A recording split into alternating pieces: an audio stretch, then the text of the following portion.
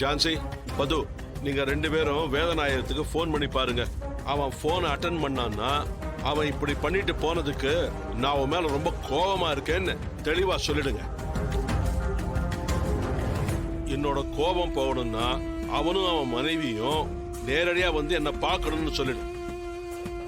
அவங்க 2 பேரும் இங்க வந்து என்கிட்ட மன்னிப்பு கேட்கணும்னு சொல்லுமா. போன் பண்ணுமா.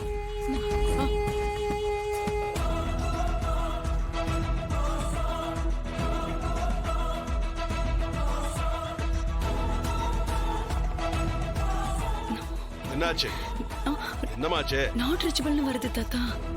சரி, எப்படியாவது அவனுக்கு போன் பண்ணி அவனுக்கு இந்த விஷயத்த சொல்லிடு. ஐயா, நேரமாச்சு, போகலாங்களா? சரிங்க.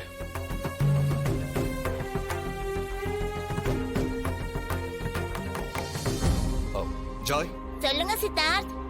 நீ ராணிக்கு துணையா எப்பவுமே அவ கூடவே இருக்கணும், சரியா?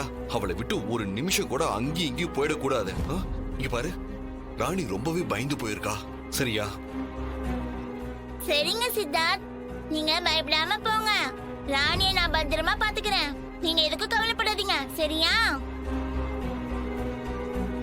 இந்த பாருமா ஜான்சி, பது, நீங்க 2 பேரும் நான் சொன்ன வேலையை முடிச்சு வைங்க. நாங்க சுவாமிகளை பார்த்துட்டு வந்துடுறோம். எல்லாரும் பத்திரமா இருங்க. அம்மா ராணி, பத்ரம், சரியா?